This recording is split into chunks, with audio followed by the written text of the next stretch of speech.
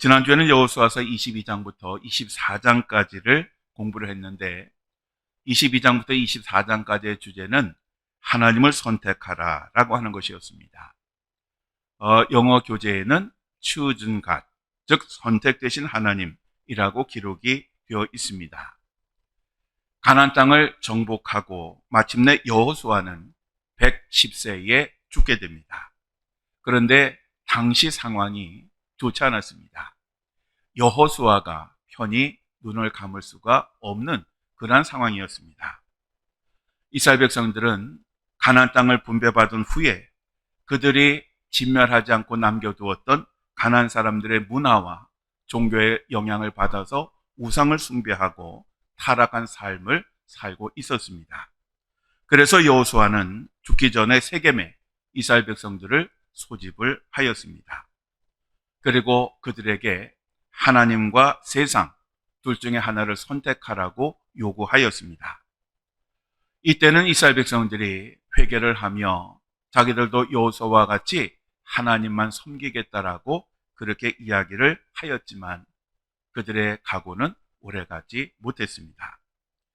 구체적으로 조금 내용을 살펴보면 여호수아서 22장 1절부터 9절까지는 가나안 정복을 위해서 요단강 서안까지 왔던 두 지파 반, 즉 루벤 지파와 갓 지파와 므낫세 반 지파를 다시 요단강 동편으로 돌려보내는 그러한 이야기가 나옵니다. 이들은 요단강 서편에 있는 소위 가나안 땅이 아니라 요단강 동편에 있는 땅을 모세 시절에 기업으로 받았습니다. 이제 모든 전쟁이 끝나고 여호수아는 이 두 지파 반을 다시 그들의 땅으로 돌려보내면서 그동안 열심히 최선을 다해서 싸워준 것에 대해서 그들을 칭찬을 해줍니다. 그리고 분배된 땅으로 돌아가면 두 가지를 잘 지키라고 했는데, 하나는 하나님의 말씀을 잘 지키고 순종하라고 하는 것이고, 또 하나는 이제 그 땅으로 돌아가게 되면 그들이 전쟁 중에 얻었던 전리품을 잘 나누라고 그렇게 충고를 해 주었습니다. 이렇게 여호수아의 칭찬과 권면과 축복을 받고 자신들의 땅으로 돌아가던 두 지파반 사람들이 요단 강가에다가 큰 제단을 쌓았습니다. 그런데 이것이 문제가 되었습니다. 그들이 그 요단 강가에 제단을 쌓았다라고 하는 이야기를 듣고 두 지파 반 이 사람들이 아마 그들이 이곳에 단을 쌓은 것은 우상을 숭배하려고 했나 보다라고 오해를 하게 됩니다. 왜냐하면 그 제단의 크기가 실로에 있는, 즉 법궤가 있는 곳의 제단보다도 훨씬 더 컸기 때문에 그렇습니다. 그래서 가나안 서편, 즉 가나안 땅에 남게 된 9지파 반 사람들이 실로에 모여서 회의를 했습니다. 그리고 우상을 숭배하는 이 두 지파반을 용서할 수 없다고 하며 그들을 치러 가기로 결의를 하였습니다. 다만 그들과 전쟁을 벌이기에 앞서서 그 엘라살의 그 아들인 비느하스를 그들에게 먼저 보내서 그들이 요단강가에 쌓은 그 제단의 의미가 무엇인지를 물었습니다. 비느하스는 두 지파반에게 가서 부올의 죄악의 예를 들어서 두 지파반에게 너희가 우상을 숭배하려고 요단강에다 큰 제단을 쌓았느냐라고 물었습니다. 그리고 만약에 그들이 그렇게 우상을 숭배하게 되면 그들은 당연히 우상 숭배를 한 죄로 하나님의 심판을 받을 것이고, 뿐만 아니라 그 심판은 그들에게서 끝나는 것이 아니라 나머지 다른 지파에게도 영향을 미치게 될 것이다 라고 그렇게 이야기를 합니다. 그러자 두 지파 반 사람들은 자신들이 그 요단강에다 큰 제단을 쌓은 것은 우상을 숭배하려고 하는 것이 아니라 그 제단을 쌓음으로써 후대에 자기 자손들에게 하나님께서 그들을 위해서 어떤 일을 행하셨는지 교훈을 하기 위해서 그 증거로 그 단을 쌓았다라고 그렇게 설명을 합니다. 이로써 그들의 오해는 풀리게 되고 다시 화목하게 됩니다. 여호수아서 23장 1절에서 16절까지의 말씀은 이제 여호수아가 이스라엘 백성들에게 대표들인 관리들, 재판장들, 장로들, 수령들을 모아놓고 죽기 전에 1차 고별 설교를 하는 그러한 내용들입니다. 여호수아는 이스라엘 백성들 지도자들에게 오직 하나님의 말씀대로만 살고 절대로 우상을 숭배하는 삶을 살지 말라고 신신당부를 하였습니다. 그리고 여호수아서의 마지막 장인 24장에는 이번엔 여호수아는 전 이스라엘 그 사람들을 세겜에 모아놓고 두 번째 고별 설교를 합니다. 여호수아는 이 두 번째 고별 설교에서 지금까지 하나님께서 그들을 위해서 행하신 모든 일들을 상기시켰습니다. 그런 후에 여호수아는 이스라엘 백성들에게 이렇게 말을 했습니다. 여호수아서 24장 14절에서 15절까지의 말씀을 우리 함께 읽겠습니다. 그러므로 이제는 여호와를 경외하며 온전함과 진실함으로 그를 섬기라. 너희의 조상들이 강 저쪽과 애굽에서 섬기던 신들을 치워버리고 여호와만 섬기라. 만일 여호와를 섬기는 것이 너희에게 좋지 않게 보이거든 너희 조상들이 강 저쪽에서 섬기던 신들이든지 또는 너희가 거주하는 땅에 있는 아모리 족속의 신들이든지 너희가 섬길 자를 오늘 택하라. 오늘 나와 내 집은 여호와를 섬기겠노라. 아멘. 우리는 하나님이 어떤 분이신지를 바로 알아야 합니다. 그리고 그 하나님이 우리를 위해서 어떤 일을 행하셨는지 그 일과 하나님의 은혜를 알아야 합니다. 그래서 우리가 항상 우리들에게 주신 그 하나님의 은혜에 감사하는 삶을 살아야 됩니다. 그리고 하나님만을 섬기는 그러한 삶을 살아야 합니다. 이렇게 여호수아가 1차와 2차에 걸쳐서 고별 설교를 하며 그들에게 선택할 것을 요구하자 이스라엘 백성들은 자기 자신들은 여호와를 섬기겠다라고 다짐을 합니다. 그럼에도 불구하고 여호수아는 또다시 그들에게 물었고 그들은 똑같은 대답을 합니다. 바로 이렇게 이스라엘 백성들의 다짐을 받은 후에 여호수아는 이 세겜에서 이스라엘 백성들이 하나님과 다시 언약을 맺도록 추진을 했고 그리고 그들을 위해서 율례와 법도를 제정을 해서 그 내용들을 하나님의 율법책에 기록을 하였습니다. 그리고 큰 돌을 가져다가 바로 그들의 증거로 그 돌을 삼았습니다. 이렇게 한 후에 여호수아는 110세의 나이로 숨을 거두게 되고 이스라엘 백성들은 이 여호수아를 장사하게 됩니다. 그리고 뿐만 아니라 애굽에서 가지고 왔던 요셉의 뼈를 세겜에 장사를 하였습니다. 여호수아서 24장 31절 말씀 우리 함께 읽겠습니다. 이스라엘이 여호수아가 사는 날 동안과 여호수아 뒤에 생존한 장로들 곧 여호와께서 이스라엘을 위하여 행하신 모든 일을 아는 자들이 사는 날 동안 여호와를 섬겼더라. 아멘. 하나님의 말씀은 대를 이어 전달되어야 합니다. 우리가 경험한 그 하나님의 은혜, 우리에게 주신 그 하나님의 은혜를 그리고 그 경험을 우리 다음 세대에 열심히 들려주어야 합니다. 바로 이것이 여호수아의 결론이요 가르침입니다. 자, 이렇게 여호수아를 마무리하고 오늘부터 이제 3주 동안 사사기를 공부하겠습니다. 여러분, 우리가 역사서를 공부할 때에 그 내용을 훨씬 더 쉽게 이해하고 오래 기억하려고 하면 성경 지도를 함께 펼쳐놓고 보는 것이 좋습니다. 즉 성경에 어떤 지명 이야기가 나오면 그 지명이 어디에 있는지 지도를 통해서 확인하면서 공부를 하면 훨씬 더 그 내용이 깊이 이해될 뿐만 아니라 우리들의 머릿속에 굉장히 오래 남습니다. 그러니까 여러분이 집에서 성경을 읽으실 때에 무조건 성경만 읽지 마시고 성경 지도책을 반드시 옆에다 놓고 함께 읽으시기를 바랍니다. 자, 오늘부터는 사사기를 공부하는데 이 사사기 전체의 주제는 불순종의 반복입니다. 물론 사사기 시대 이전에도 그렇고 이전에도 그렇고 사실은 마찬가지였습니다. 이스라엘 백성들은 하나님의 말씀에 불순종했고 그리고 죄된 삶을 살았습니다.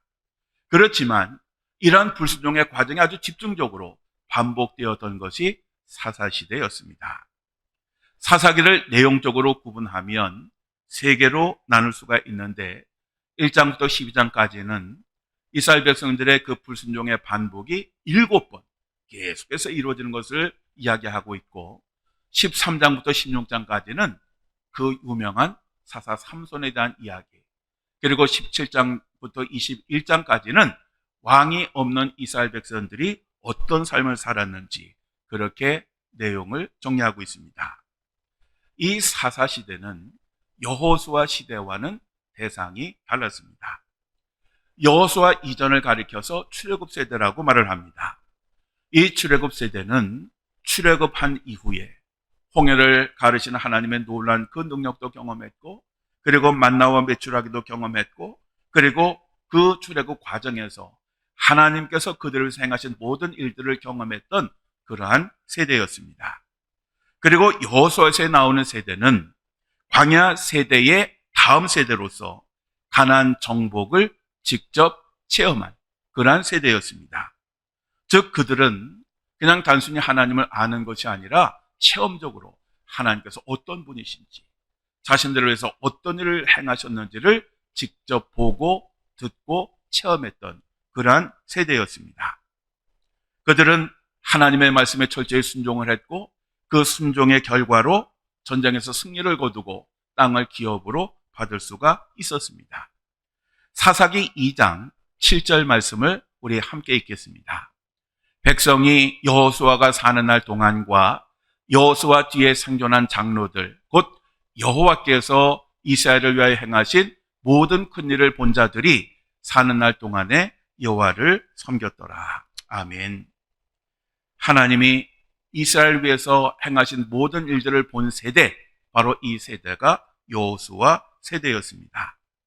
그런데 사사 시대는 바로 이 여호수아 시대의 세대들의 다음 세대에 관한 그러한 이야기입니다. 학자에 따라서 조금씩 의견 차이가 있지만 이스라엘 백성들이 가나안 땅을 정복하고 땅을 지파별로 나눈 다음에 통일 왕국 시대가 시작되기까지 이 기간을 보통 한 340년의 기간으로 봅니다. 이 사사 시대는 불순종과 불신앙의 시대였습니다. 사사기 2장 10절 말씀 우리 함께 읽겠습니다. 그 세대의 사람도 다 그 조상들에게로 돌아갔고 그 후에 일어난 다른 세대는 여호와를 알지 못하며 여호와께서 이스라엘을 위하여 행하신 일도 알지 못하였더라. 아멘. 결국 사사 시대의 세대는 하나님에 대한 체험이 전혀 없는 그러한 세대였습니다.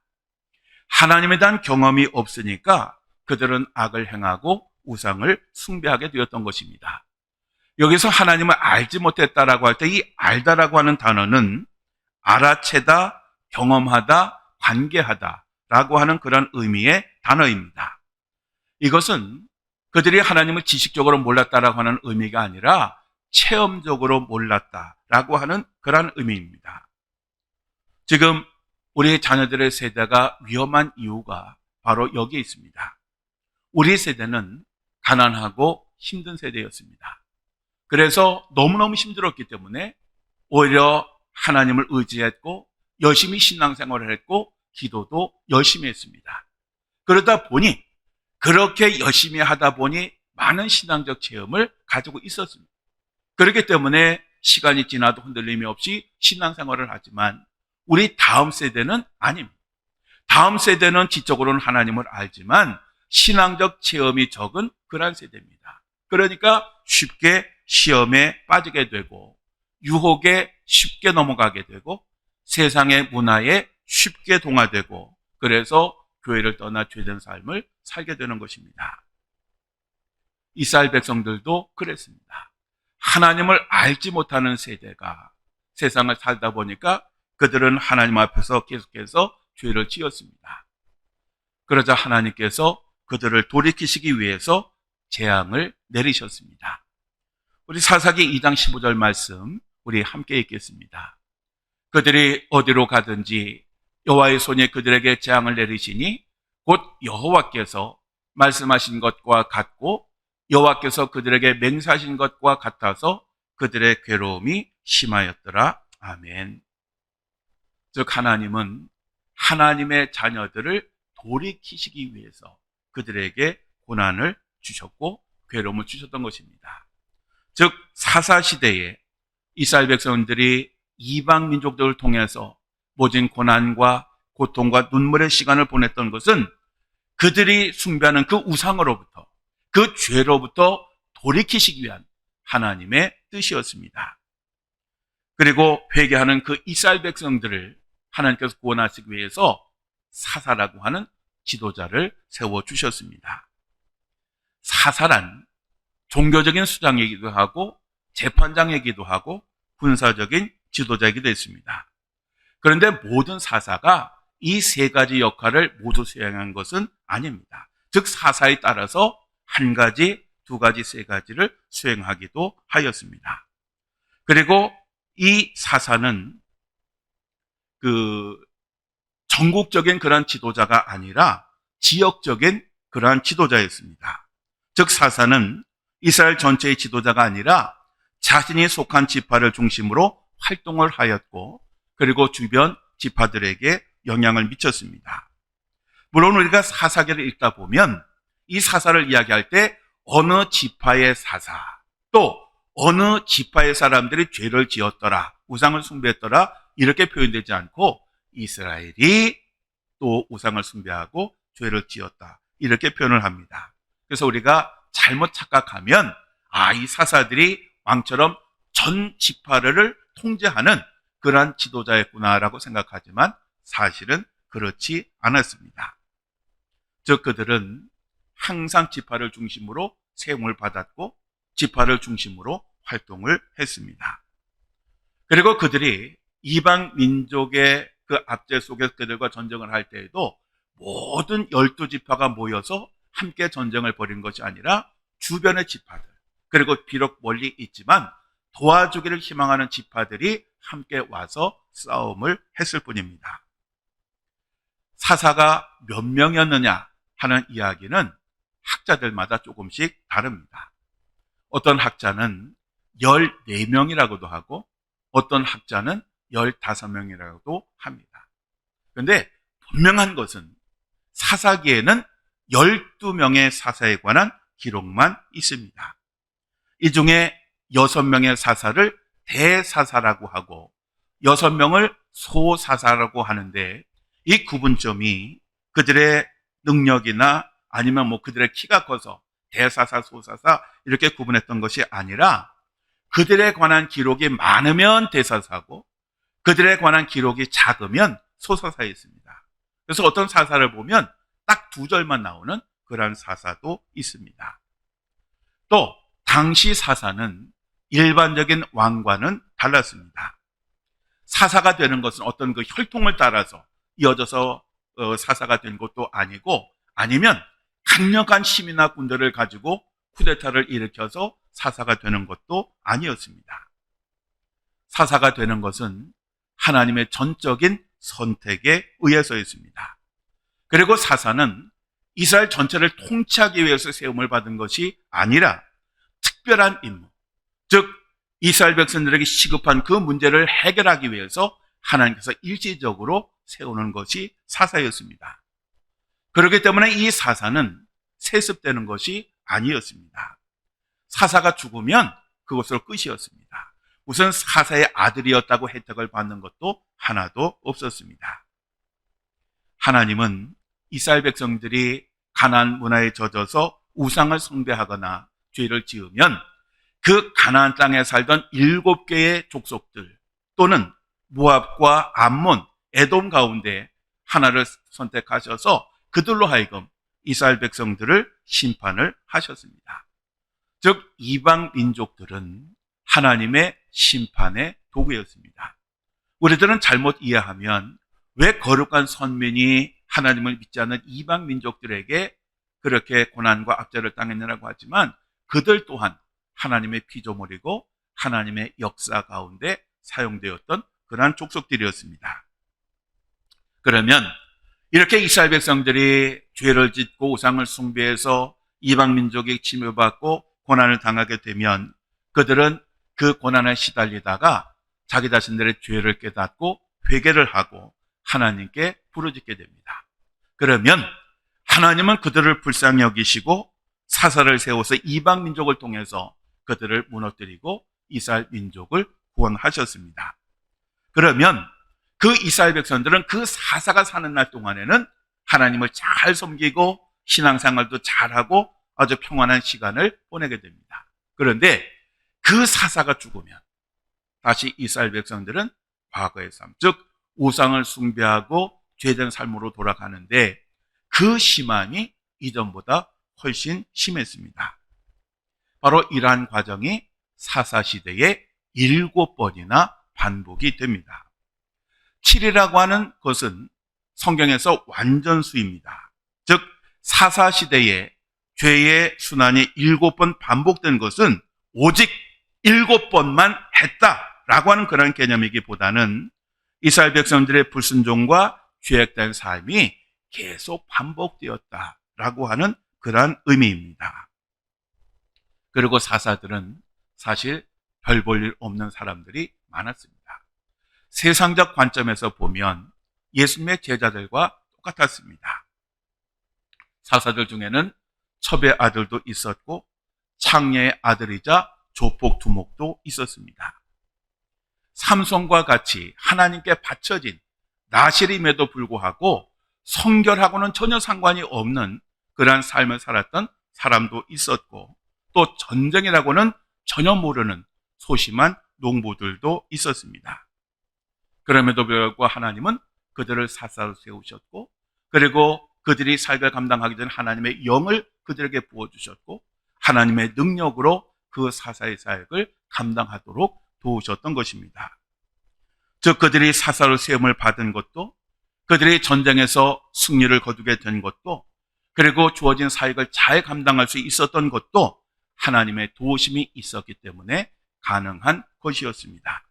뿐만 아니라 이 사사들이 사는 날 동안에 하나님께서는 이스라엘 백성들에게 평안의 시간을 주셨습니다.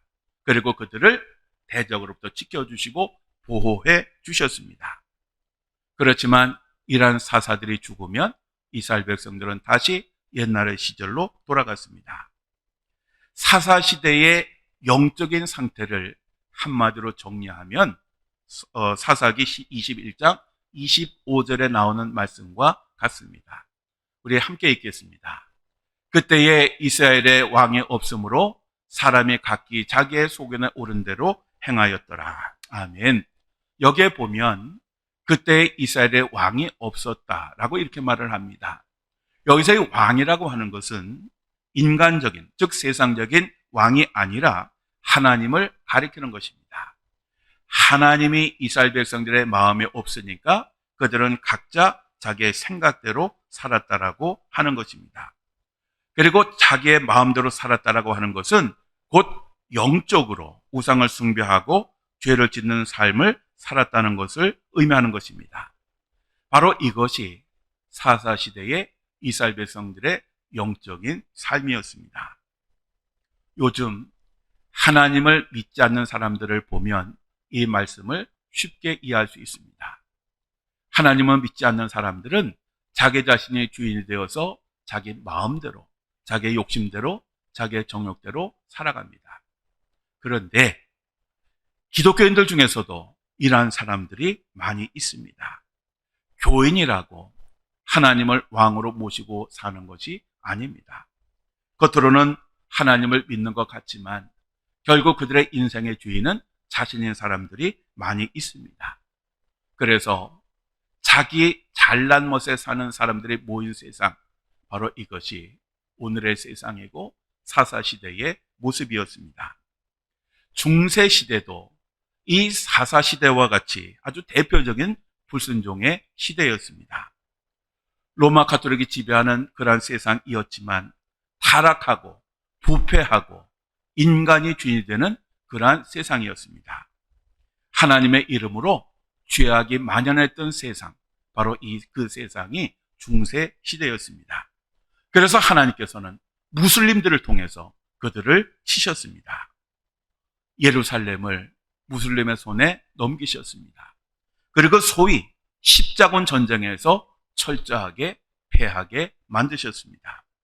또 유럽의 비잔틴 제국도 무슬림의 손에 넘겨주셨습니다. 그래서 지금도 이 비잔틴 제국을 가면 이슬람이 통치했던 그 시대의 흔적이 그대로 남아 있습니다. 하나님은 무슬림들을 통해서 기독교인들을 책망하고 심판하고 돌이키도록 하신 것입니다. 마태복음 5장 13절에 보면 예수님께서 우리들에게 이렇게 말씀하셨습니다. 우리 함께 읽겠습니다. 너희는 세상의 소금이니 소금이 만일 그 맛을 잃으면 무엇으로 짜게 하리요? 후에는 아무 쓸데없어 다만 밖에 버려져 사람에게 밟힐 뿐이니라. 기독교인들이 제대로 살지 않으면 세상 사람들에게 밟히는 것입니다. 오늘날 우리 기독교인들이 하나님을 믿지 않는 세상 사람들에게 욕을 먹고 비난을 받는 이유는 기독교인들이 똑바로 신앙생활하지 않고 우상을 숭배하고 죄된 삶을 살기 때문입니다. 우리가 하나님의 말씀대로 살지 않으니까 하나님께서는 우리들을 내치시고 그리고 세상 사람들에게 밟히게 하는 것입니다. 우리는 이제 사사기를 공부하지만 이 사사기를 통해서 이러한 하나님의 섭리와 계획을 바로 알아야 됩니다. 자, 그러면 오늘 공부를 하겠습니다. 여러분 그림 교재 다 가지고 가셨지요? 자, 그림 교재에 보시면 일단 사사기의 주제, 불순종의 반복이라는 글씨가 나오고 요점이 나오죠. 이 요점을 우리 함께 읽겠습니다. 여러분 글씨 잘 안 보이시면 여러분 그 나눠드린 유인물을 참조하시기 바랍니다. 함께 읽겠습니다. 숫자 7은 반복되고 끝없는 반역의 상징입니다. 사사기에서 우리는 명확하게 묘사된 것을 반복해서 봅니다. 그러한 첫 번째 주기는 사사기 2장에 잘 나옵니다. 그들은 하나님을 알았고 순종했고 하나님을 잊어버렸고 악한 자가 되었고 대적들에게 고통을 당했고 회개하였습니다. 그래서 하나님은 사사들을 세우셨습니다. 사사시대에 대한 완벽한 요약은 2장 18절에서 19절에 있습니다. 이스라엘 백성들의 행위는 점점 더 악해졌고 악을 참으실 수 없는 하나님은 정말로 진노하셨습니다. 사사기는 강력한 지도자 여호수아가 있었던 때와 극명한 대조를 이룹니다. 그때는 왕도 연합도 없었고 백성들은 끊임없이 배반하였습니다. 사사기에 보면 하나님의 능하신 행적을 보고 여호수아와 함께 요단을 건넌 사람들은 하나님에 대해 거짓 없이 증언할 수 있었기 때문에 하나님에게 손자는 없다고 합니다. 즉 하나님에게는 자녀는 있지만 손자는 없다는 표현입니다. 누구든지 예수를 믿는 자에게 하나님은 자녀가 되는 권세를 주셨기 때문입니다. 그러나 하나님에 대한 직접적인 증거나 증인이 없던 다음 세대는 끊임없이 배반하였습니다. 이것은 증거나 증인이 부족한 모든 세대에 동일하게 적용됩니다. 즉 하나님의 능력에 대한 직접적인 증거와 실제 증인이 없거나 하나님에 대한 확실하고 직접적인 경험이 없는 세대에게도 마찬가지입니다. 다른 사람이 말한 것을 말하는 것으로는 아무도 증인이 될 수 없습니다. 왜냐하면 그것은 소문일 뿐이기 때문입니다. 즉 우리는 살아계신 하나님을 직접 체험을 해야 흔들림이 없는 믿음의 삶을 살 수가 있는 것입니다. 자, 바로 이것이 사사기 전체의 내용이고요. 오늘은 1장부터 12장까지 공부하도록 하겠습니다. 사사기 1장 1절부터 36절까지는 불완전한 정복에 대한 이야기가 나옵니다. 여호수아 시대에 이스라엘 백성들은 가나안 땅을 정복하고 그 땅을 지파별로 분배를 합니다. 그렇지만 이 정복 과정에서 이스라엘 백성들은 그 가나안 땅을 완전하게 점령한 것이 아니라 주요 성읍 그리고 중요한 거점만 정복을 하고 마친 상태였습니다. 따라서 각 지파별로 자기 땅에 있는 그 이방인들의 성읍들을 점령하는 것은 그 지파의 몫이었습니다.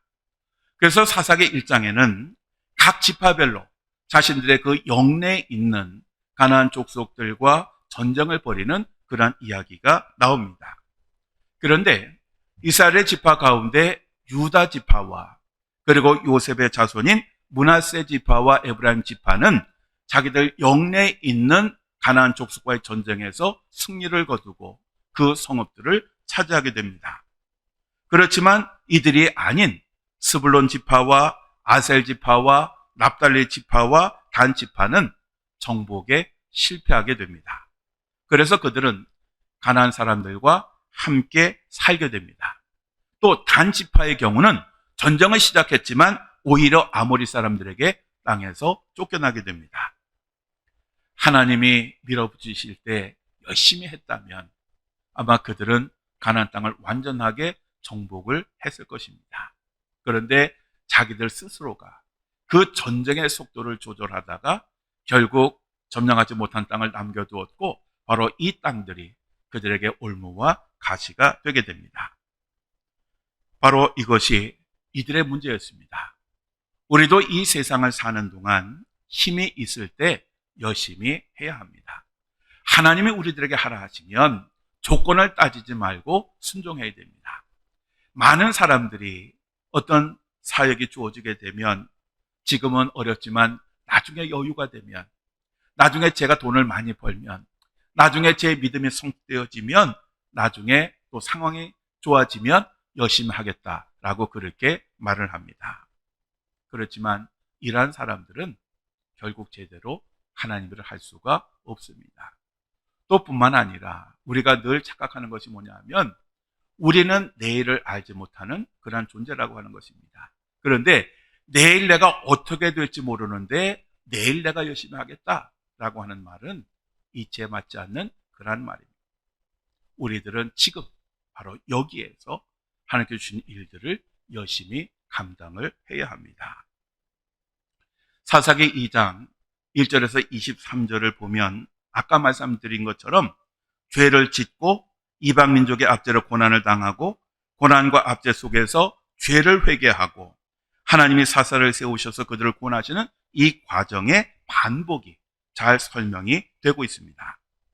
자, 이러한 순환이 몇 번 있었다고요? 자, 오늘의 퀴즈입니다. 오늘 여러분 성경 공부 마치시고 출석 체크하실 때에 출석이라고 적지 마시고요. 이들이 몇 번 사사시대에 몇 번 이 과정을 반복했는지 숫자를 적어 주시기 바랍니다. 자, 완전수라고 그랬습니다. 자, 사사기 2장 18절부터 19절까지의 말씀, 아주 중요한 말씀인데 우리 함께 읽겠습니다. 여호와께서 그들을 위하여 사사들을 세우실 때에는 그 사사와 함께 하셨고 그 사사가 사는 날 동안에는 여호와께서 그들을 대적의 손에서 구원하셨으니 이는 그들이 대적에게 압박과 괴롭게 함을 받아 슬피 부르짖음으로 여호와께서 뜻을 돌이키셨음이거늘 그 사사가 죽은 후에는 그들이 돌이켜 그들의 조상들보다 더욱 타락하여 다른 신들을 따라 섬기며 그들에게 절하고 그들의 행위와 패역한 길을 그치지 아니하였으므로. 아멘. 날이 갈수록, 세대가 갈수록 우상 숭배와 죄악이 더욱 심해졌습니다. 그래서 바로 이러한 이스라엘 백성들에게 하나님께서 이렇게 말씀하셨습니다. 우리 함께 읽겠습니다. 여호와께서 이스라엘에게 진노하여 이르시되 이 백성이 내가 그들의 조상들에게 명령한 언약을 어기고 나의 목소리를 순종하지 아니하였은즉 나도 여호수아가 죽을 때에 남겨둔 이방 민족들을 다시는 그들 앞에서 하나도 쫓아내지 아니하리니 이는 이스라엘이 그들의 조상들이 지킨 것 같이 나 여호와의 도를 지켜 행하나 아니하나 그들을 시험하려 함이니라 하시니라. 아멘. 여기서 시험이라고 하는 이 단어는 에덴 동산에서의 선악과와 같은 그런 의미가 있습니다. 즉 이스라엘 백성들이 하나님 말씀에 순종하는지 순종하지 않는지를 보는 그런 척도가 되는 것입니다. 유혹하다라고 하는 그런 의미로 사용된 것이지요. 그런데 이스라엘 백성들은 이러한 유혹에 너무너무 쉽게 넘어가고 죄를 짓게 되었습니다. 우리가 하나님의 언약의 말씀에 순종하면 하나님은 우리를 축복하시고 은혜를 베풀어 주시지만 또 형통하게 해주시지만 우리가 하나님 말씀에 불순종하게 되면 하나님은 우리를 징계하십니다. 그런데 이 징계라고 하는 것이 사실은 하나님의 은혜입니다. 히브리서 4장 7절에서 8절까지의 말씀 우리 함께 읽어볼까요? 너희가 참음은 징계를 받기 위함이라. 하나님의 아들과 같이 너희를 대우하시나니 어찌 아버지가 징계하지 않는 아들이 있으리요. 징계는 다 받는 것이거늘 너희에게 없으면 사생자요 친아들이 아니니라. 아멘. 하나님이 우리를 징계하시는 것은 우리가 하나님의 자녀이기 때문이고 하나님이 우리를 여전히 사랑하시기 때문입니다. 하나님이 우리들에게 요구하시는 것은 우리가 하나님의 말씀을 잘 듣고 하나님의 말씀에 순종하는 것입니다. 우리들은 항상 이것을 잊지 말아야 됩니다. 만일 우리가 죄를 짓고 우상을 숭배함에도 불구하고 하나님의 징계가 없다면 그건 정말 우리가 슬픈 일입니다. 왜냐하면 하나님의 관심에서 벗어난 것이기 때문에 그렇습니다. 하나님이 사랑하신다면 반드시 돌이키도록 징계하신다고는 사실. 그래서 우리가 우상을 숭배하고 죄를 지을 때 징계를 받으면 우리는 오히려 감사하고 하나님께로 돌아가야 합니다. 자, 사사기 3장 1절에서 6절까지의 말씀을 보면 하나님이 가난한 사람들을 남겨주신 이유가 이스라엘을 시험하기 위함이라고 다시 한번 말씀을 하고 있습니다. 여기서 시험이라고 하는 단어는 역경이나 고난을 통한 훈련과 연단을 위한 시험을 의미하는 것입니다. 자, 그리고 다음 그 교재의 그림을 보시면 12명의 사사들이 활동했던 그러한 지역을 표시하고 있습니다. 그림 한번 보여주실까요? 자, 여러분 저 그림에 보시면 사사들이 특정한 지파나 지역에서만 나온 것이 아니라 전국적으로 골고루 나왔음을 볼 수가 있습니다. 이것은 결국 하나님의 언약에 불순종하고 죄를 지은 것은 특정한 지파가 아니라 모든 지파였음을 의미하는 것이기도 합니다. 왜냐하면 사사는 문제가 있는 지파에서 나왔기 때문입니다. 그리고 그 옆에 있는 그림을 보시면 사사기에 나오는 12사사들에 대해서 자세하게 정리를 한 것입니다. 즉 그 사사가 어느 지파 출신인지, 그리고 어떤 사람이었는지, 그들이 물리친 적은 누구였는지, 그들이 사사로 세움받기 전에 이스라엘 백성들이 몇 년 동안 이방 민족에게 시달렸는지, 그리고 사사로서 활동했던 그 기간이 몇 년이었는지, 그리고 사사들에 관련된 성경이 어디에 있는지 잘 정리가 되어 있습니다. 여러분 사사기를 읽을 때 이것을 참조하시면 훨씬 이해하기가 쉽습니다. 자, 사사기 3장 7절 11절까지의 말씀은 첫 번째 사사인 운엘에 관한 이야기가 나옵니다. 자원하의 사사가 된 사람은 하나도 없습니다. 하나님이 직접 사사로 선택을 하셨습니다. 그리고 하나님은 사사들이 사역을 시작하실 때 반드시 하나님의 영을 그들에게 부어주셨습니다. 우리들은 이것을 잊지 말아야 합니다. 즉 하나님의 일을 하는 사람은 반드시 하나님의 영, 즉 성령을 받아야 합니다. 인간의 능력과 경험을 가지고 일을 하는 것이 아닙니다. 인간의 능력과 경험을 가지고 하면 일이 순간적으로 잘 됐는지는 몰라도 하나님의 뜻을 이루어갈 수가 없는 것입니다. 우리들은 하나님의 일을 할 때 절대적으로 내 자신을 앞세워서도 안 되고 교만해서도 안 됩니다. 왜냐하면 우리가 행하는 모든 일들은 하나님께서 함께 하시고 능력으로 도와주셨기 때문에 이루어지는 일이기 때문에 그렇습니다. 첫 번째 사사로 부름받은 운니엘은 메소포타미아 왕국의 구산 라사다임이라고 하는 왕의 군대를 물리치고 40년 동안의 평화의 시대를 열게 됩니다. 사사기 3장 12절부터 30절까지의 말씀에 보면 왼손잡이 사사 에웃에 관한 이야기가 나옵니다. 이 에웃은 당시 다른 사람들과 함께 모압에 조공을 바치러 갔습니다. 그리고 조공을 바친 후에 다른 사람들은 다 돌려보내고 이 에웃 단독으로 왕에게 면담을 요청합니다. 그래서 왕과 두 사람만이 면담을 하게 되는데 이때에 에웃이 자기 옷 속에 감춰두었던 50cm 칼로 이 모압 왕을 찔러 죽입니다. 그리고 그 칼을 그대로 꽂아둔 채 돌아오게 됩니다.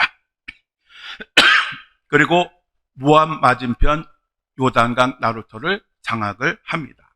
그리고 그곳에서 장사요 용사였던 모압 사람들 10,000명을 죽이고 결국 모압의 항복을 받아냅니다. 이후로 80년 동안 이스라엘 백성들은 평화의 시대를 누리게 됩니다. 그리고 사사기 4장 1절에서 5장 31절까지 말씀을 보시면 12명의 사사 가운데 유일한 여자 사사였던 드보라에 관한 이야기가 나옵니다. 이 드보라는 사사로 부름을 받기 전에 선지자로 하나님의 말씀을 전하는 삶을 살고 있었습니다. 그런데 그를 부르셔서 사사로 세우신 것입니다. 이 드보라가 해야 할 일은 가나안 족속의 왕이자 가나안 북부에 있는 하솔이라고 하는 것을 중심으로 통치하고 이스라엘 백성들을 억압했던 야빈이라고 하는 그러한 왕의 군대와 전쟁을 벌이는 것이었습니다. 그런데 이 드보라는 직접 군사들을 통솔하는 것이 아니라 바락이라고 하는 지휘관을 세워서 그들과 전쟁을 벌이게 합니다. 이 바락은 야빈 왕의 군대 장관이었던 시스라와 기손강에서 전투를 벌이게 됩니다.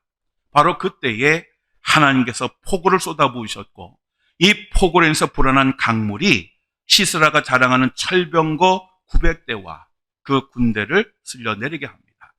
그리고 그렇게 혼란스러웠을 때에 주변에 매복하고 있던 이스라엘 군대가 일제히 공격함으로써 이 시스라의 군대는 완전하게 전멸을 당하고 오직 한 사람, 그들의 군대 장관이었던 시스라만 살아서 도망을 가게 됩니다.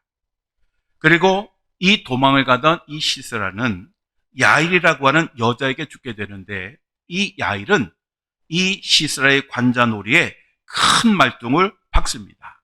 그리고 이 말뚝이 그의 머리를 관통하고 땅에 박혔습니다. 바로 이렇게 하나님의 은혜와 도우심으로 승리를 거둔 이스라엘 백성들은 그 전쟁의 승리의 노래를 부르는데 바로 이것이 사사기 5장에 기록되어져 있습니다.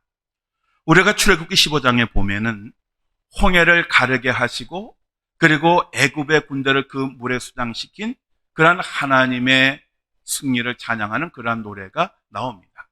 그리고 이 사사기 5장에는 바로 적들을 강물에 수장을 시키시고 전쟁에 이기게 하신 하나님을 찬양하는 그러한 노래가 나옵니다. 이 노래는 사사 드보라와 군대 장관이었던 바락이 함께 부른 그러한 노래였습니다. 자, 그리고 사사기 6장 1절부터 8장 35절까지에는 사사 기도원에 관한 이야기가 나옵니다. 이 기도원에 관한 이야기는 무려 3장에 걸쳐서 기록이 되어 있습니다. 이 기도원은 굉장히 소심하고 두려움이 많은 농부였습니다. 이 기도원은 미디안 사람들의 눈을 피해서 밀을 정당하게 타작을 한 것이 아니라 포도즙 틀에서 몰래 조금씩 타작을 하고 있었습니다. 왜냐하면 들키면 빼앗기게 되고 들키면 맞았기 때문에 그렇습니다. 그래서 몰래 그렇게 하고 있는데 하나님의 사자가 나타나서 큰 용사여 라고 하면서 그를 사사로 세우십니다. 그런데 이 기도원은 정말 소심해서 전쟁에 나서기 전에 하나님에게 표징을 요구합니다. 그 표징이 무엇이었죠? 여러분 성경 읽어보셨죠? 그것은 양의 털입니다. 즉 새벽에 양의 털만 폭신하게 젖고 그 주변이 마르든지 아니면 양의 털만 바싹 마르고 주변만 축축하게 젖든지 그것을 보여달라고 하는 것이었고 하나님께서는 그 기도원의 요구대로 그것을 그대로 이루어 주셨습니다. 마치 이러한 행위는 무엇과 같냐 하면 모세가 호렙산에서 하나님에게 출애굽의 지도자로 부름을 받았을 때에 하여간 뺀질뺀질하면서 그 사명을 맡지 않으려고 했던 것과 같습니다. 어쨌든 사사로서의 사명을 수락한 기드온은 각 지파에게 연락을 해서 미디안 연합군과 싸울 병력을 모으게 됩니다. 그런데 그때에 32,000명의 사람들이 각 지파에서 모이게 됩니다. 32,000명이라고 하면 우리가 생각하기에는 많은 숫자라고 생각하지만 당시 미디안 연합군의 숫자를 성경에 보면 메뚜기 떼와 같고 해변의 모래알과 같이 많았다, 이렇게 표현을 합니다. 그러니 적들에 비하면 정말 턱없이 부족한 그러한 숫자였습니다. 그런데 하나님께서 기도원에게 뭐라 그러시냐 하면 이 인원이 너무 많으니 줄여라 라고 하십니다. 그래서 그 기도원이 이 이스라엘 지파 사람들을 모아놓고 너희들 가운데 전쟁에 두려운 사람은 다 집으로 가라. 그랬더니 몇 명이 갔지요? 32,000명 중에 22,000명이 돌아가고 겨우 10,000명이 남았습니다. 자, 적들은 셀 수 없이 많은데 이제 10,000명밖에 남지 않았습니다. 근데 하나님께서 10,000명도 많으니 또 줄이라, 이렇게 말씀하십니다. 그 방법이 뭐냐 하면 시냇가에 내려가서 물을 먹게 하는 것이었습니다. 그래서 어떻게 뽑느냐? 물을 먹는데 개처럼 핥아 먹는 사람들이 아니라 손으로 떠서 물을 먹는 사람, 이 사람을 뽑았는데 몇 명이 뽑혔느냐? 300명이 뽑혔습니다. 우리는 이 300명을 가리켜서 기도원의 300용사라고 그렇게 부릅니다. 기도원은 이렇게 뽑은 300명의 용사를 데리고 밤에 기습 공격을 감행을 합니다. 그리고 자중질환에 빠진 적들을 격파를 하게 됩니다. 자, 여러분 그림에 보시면 항아리와 횃불이 나오죠. 여러분 저 그림을 잘 보셔야 되는 이유가 뭐냐 하면 여러분 나중에 성경의 내용을 상기시키는 가장 좋은 방법이 여러분이 트리니티 성경 공부를 통해서 배운 그림을 쭉 넘겨가면서 보는 것입니다. 그러면 여러분의 머릿속에 저것이 기억되어져 있기 때문에 이 얘기가 그 얘기지 라고 쉽게 이해하실 수가 있습니다. 그래서 그림으로 교재를 만든 것입니다. 어쨌든 그림에 보시면 기도원과 300용사들이 동시에 항아리를 깨뜨리고 횃불을 들고 나팔을 불고 소리를 질렀더니 적들이 어떻게 되냐 하면 자신들이 완전히 적에게 포위되었다라고 하는 그러한 생각을 하게 되었고 그들은 두려움에 빠집니다. 그래서 어두운 가운데 서로를 죽이는 그러한 일들이 시작되었고 그리고 이제 나머지는 또 도망을 갑니다. 그러니까 이스라엘 백성들이 쫓아가서 그들을 죽이게 됩니다. 그리고 결국 이 미디안의 방백이었던 오렙과 스엡을 죽여서 큰 승리를 거두게 됩니다. 그러면 하나님께서 왜 이스라엘 군대의 숫자를 줄이라고 하셨을까요? 그것은 이스라엘 백성들로 하여금 전쟁의 승리가 자기 자신들이 아니라 하나님 때문에 이루어졌다고 하는 것을 분명히 알게 하시기 위함이었습니다. 만약 이스라엘 군대가 적과 비슷한 그러한 조건에서 전쟁을 해서 승리를 거두었다라고 하면 물론 겉으로는 하나님께 영광을 돌리겠지요. 그렇지만 속으로는 우리가 열심히 했지 뭐, 우리가 잘 싸웠지, 그래서 승리했지 라고 그렇게 생각을 했을 것입니다. 그래서 이스라엘의 전쟁사를 보면 적보다 우월한 때가 한 번도 없었어요. 항상 적보다 숫자도 적었고 무기도 열악했어요. 그렇지만 그들이 승리를 거둘 수 있었던 것은 하나님께서 그들에게 능력을 주시고 그들에게 승리를 주셨기 때문에 그런 것입니다. 1948년부터 1973년까지 이스라엘과 아랍 국가들 간에 4차례의 중동 전쟁이 있었습니다. 아랍 국가들은 그들의 군대 규모와 숫자만 믿고 이스라엘을 치러 들어왔지만 이 4차례의 전쟁에서 이스라엘이 모두 승리를 거두게 됩니다. 이스라엘의 전쟁이 항상 그랬습니다. 하나님은 늘 그들과 함께 하셨고 그들을 도우셨고 그들을 승리로 이끄셨습니다. 어쨌든 이스라엘 백성들은 기돈이 300명의 용사만 데리고 메뚜기와 같이 많은 그 미디안 군대를 완전히 격파하고 자기들의 자유함을 두게 되자 기돈에게 자신들의 왕이 되어달라고 요구를 하게 됩니다. 이때 만약에 기돈이 교만했거나 아니면 적당히 넘어갔다면 그들의 왕이 되었을지 모릅니다. 그런데 기드온이 그들에게 이렇게 말을 합니다. 우리 함께 읽겠습니다.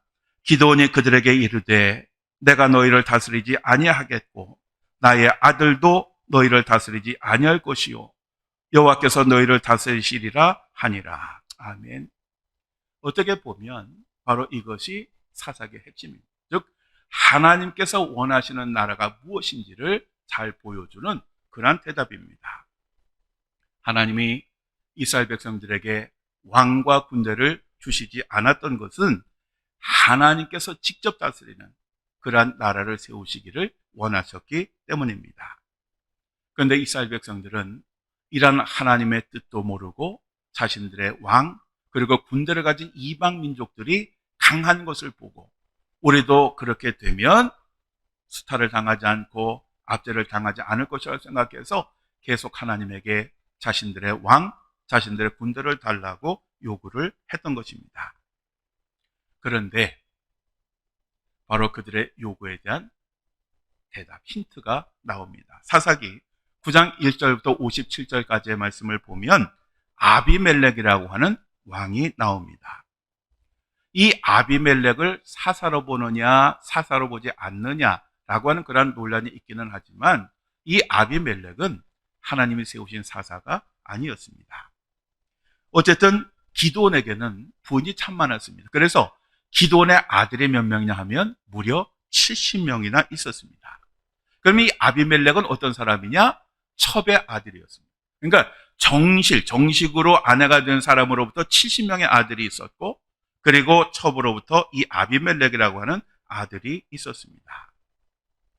이 아비멜렉은 외갓집이었던 세겜성 사람들에게 누구를 왕으로 세우면 좋겠느냐. 이제 기드온이 죽었으니 나를 왕으로 세우면 좋지 않겠느냐. 그렇게 요구를 해서 그리고 그들이 승낙을 합니다. 그래서 이 아비멜렉이 세겜의 왕이 됩니다. 이 아비멜렉은 왕으로 등극하자 즉시 친가로 달려가서 70명의 기드온의 아들들, 자기 형제들이죠. 그 70명을 싹 잡아 죽였습니다. 그런데 이 70명의 학살을 당할 딱 한 사람이 살아남았습니다. 그 사람이 요담이라고 하는 아들이었습니다. 이 요담은 세겜성에 있는 그리심산에 가서 세겜성 사람들에게 3가지 나무의 비유를 들어서 그들을 책망을 하게 됩니다. 즉 나무들이 감람나무와 무화과 나무와 포도나무를 각각 찾아가서 자신들의 왕이 되어줄 것을 부탁을 하지만 각 나무들은 거절을 합니다. 그러자 가시나무가 그들의 왕이 되겠다고 스스로 자원을 합니다. 사사기 9장 14절에서 15절까지의 말씀 우리 함께 읽겠습니다. 이에 모든 나무가 가시나무에게 이르되 너는 와서 우리 위에 왕이 되라 하매 가시나무가 나무들에게 이르되 만일 너희가 참으로 내게 기름을 부어 너희 위에 왕으로 삼겠거든 와서 내 그늘에 피하라. 그리하지 아니하면 불이 가시나무에서 나와서 레바논의 백향목을 사를 것이니라 하였느니라. 아멘. 여기서 이 가시나무는 아비멜렉을 가리키는 것입니다. 이 아비멜렉이 기드온의 다른 아들 70명을 잡아 죽였는데 어떻게 그러한 사람을 왕으로 세웠느냐라고 그렇게 책망을 했던 것입니다. 어쨌든 이렇게 스스로 왕이 된 아비멜렉은 3년 동안 세겜성 사람들을 다스립니다. 그런데 하나님께서 그들에게 악한 영을 보내셨고 이 세겜성 사람들이 아비멜렉에 대해서 반란을 일으키게 됩니다. 그러자 아비멜렉은 군대를 동원해서 이 세겜성 사람들을 학살을 하게 됩니다. 그리고 어떤 망대 위에 있는 사람들을 치기 위해서 망대 쪽으로 갔다가 그 망대에 있던 어떤 여인이 맷돌 윗짝을 아래로 던졌고 이 맷돌 윗짝의 정면으로 이 머리를 맞습니다. 그래서 이 아비멜렉이 머리가 깨져서 죽어가게 됩니다. 그저 그 죽어가는 순간에 아비멜렉이 자기 부하에게 한 가지 명령을 내립니다. 자기가 여자에게 죽으면 그것은 큰 수치니 차라리 네 칼을 가지고 나를 죽여달라 라고 해서 그 병사가 칼로 아비멜렉을 죽이게 됩니다. 이로써 이 아비멜렉의 통치는 끝나게 됩니다. 하나님은 이러한 과정을 통해서 세겜성 사람들과 아비멜렉을 동시에 심판을 하셨습니다. 이렇게 해서 아비멜렉의 3년 통치는 막을 내리게 됩니다. 자, 그리고 사사기 이제 11장부터 12장까지는 사사 입다에 관한 이야기가 나옵니다. 여러분, 이 사사 입다에 관한 이야기를 여러분 잘 보면 이 입다가 어떤 사람이었습니까? 길르앗이 기생과의 사이에서 낳은 아들이었습니다. 서자였죠. 시간이 지나서 이제 정실의 아들을 낳았고, 그리고 그 아들들은 그 기생의 아들과 아버지의 그 기업을 함께 나눌 수 없다 그래서 입다를 쫓아냅니다. 그래서 이 입다는 돕이라고 하는 곳에 가서 혼자 살게 되는데, 바로 이 돕에서 살 때에 그는 주변 깡패들을 모아 그 깡패들의 두목이 됩니다. 그런데 오랜 시간 동안 그 이스라엘의 기세에 눌려 있던 그러한 암몬 사람들이 힘을 키워서 이스라엘 백성들을 괴롭히기 시작하더니 마침내 힘을 모아서 쳐들어옵니다. 근데 당시 이스라엘에는 상비군이 없었을 뿐만 아니라 지휘관도 없었습니다. 그래서 이 길앗 장로들이 고민을 하다가 입다를 찾아갑니다. 적어도 입다는 싸움에 능한 사람이었으니까. 그래서 그 입다에게 자신들의 지도자가 되어줄 것을 요청을 하고 이 입다가 승낙함으로써 사사가 됩니다. 그런데 이 입다가 암몬 족속들과 전쟁을 하러 나갈 때에 하나님 앞에 치명적인 서원을 합니다. 사사기 11장 30절 31절까지의 말씀 우리 함께 읽겠습니다. 그가 여호와께 서원하여 이르되 주께서 과연 암몬 자손을 내 손에 넘겨주시면 내가 암몬 자손에게서 평안히 돌아올 때에 누구든지 내 집 문에서 나와서 나를 영접하는 그는 여호와께 돌릴 것이니 내가 그를 번제물로 드리겠나이다 하니라. 아멘. 여러분, 번제물이라고 하는 것이 무엇입니까? 그것은 제물을 죽여서 각을 뜨고 그리고 번제단에서 태우고 그 피를 번제단에 뿌리는 것입니다. 즉 번제물은 죽어야 되는 것입니다. 사실 이 입장에서 보면 전쟁에 지금 나가기는 하지만 승리에 대한 확신이 없었습니다. 그러니까 이렇게 하면 하나님께 자기를 잘 도와주시지 않겠느냐 해서 서원을 했지만 사실 이 서원은 하나님께서 금지하신 그런 내용이었습니다. 어쨌든 입다는 이스라엘 군대를 이끌고 전쟁터에 나갔고 암몬과의 그 싸움에서 큰 승리를 거두고 돌아오게 됩니다. 그런데 입다의 무남 동료 외딸이 승리하고 돌아오는 그 아버지를 환영하기 위해서 맨 앞에서 소고를 치고 춤을 추면서 집에서 제일 먼저 나왔습니다. 결국 입다는 자기의 소원대로 그 딸을 번제물로 드리게 됩니다. 이 입다의 마음이 얼마나 고통스러웠을까요?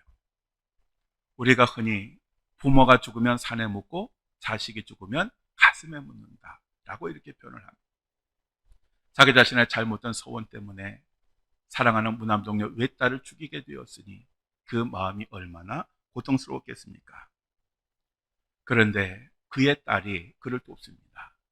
그 딸이 아버지에게 하나님이 전쟁에서 승리를 거두게 하신 것은 하나님이시고 그러한 하나님과 서원을 하였으니 자기를 죽여서 그 서원을 지키라고 그렇게 이야기를 합니다. 다만 자기 자신이 죽기 전에 2달만 시간을 주시면 자기 친구들과 함께 그 슬픔을 함께 나누고 그런 후에 와서 번제물이 되겠다고 이야기를 해서 결국 2달 후에 와서 번제물이 되어서 죽게 됩니다. 참 슬픈 이야기입니다. 여러분이 서원이라고 하는 것은 정말 중요한 것입니다. 그렇지만 이 서원을 자기 마음 내키는 대로 하면 절대로 안 됩니다. 뿐만 아니라 서원을 하면 반드시 지켜야 합니다. 사사기 12장에 보면 이제 입다의 승리를 배합하면서 에브라임 사람들이 강을 건너와서 시비를 겁니다. 그들은 입다에게 전쟁을 시작한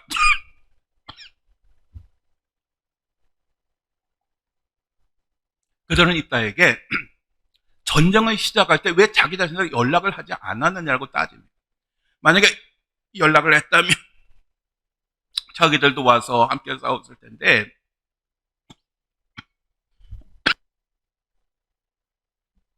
그런 기회를 주지 않았다고 따졌던 것입니다. 근데 사실은 이따가 미리 연락했습니다.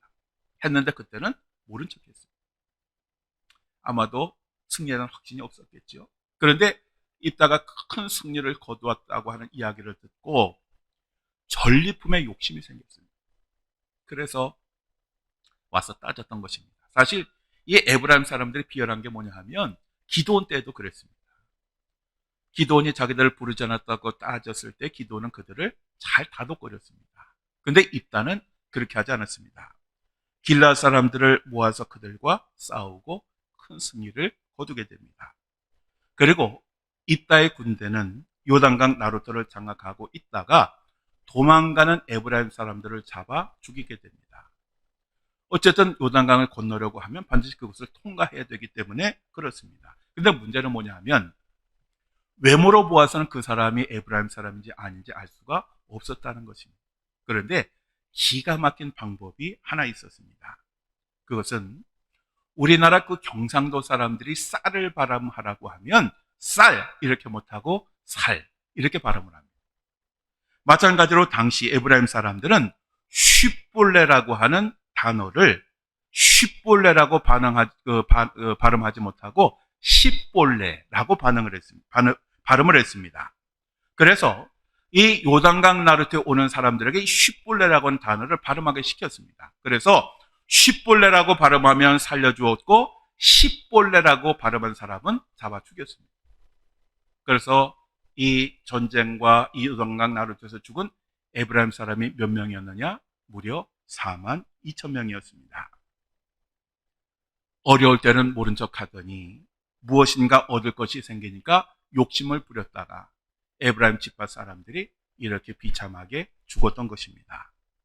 우리들은 항상 욕심을 내지 말고 온 마음으로 우리 형제자매들을 도울 수 있어야 됩니다. 자, 여기까지 오늘 공부를 하겠습니다.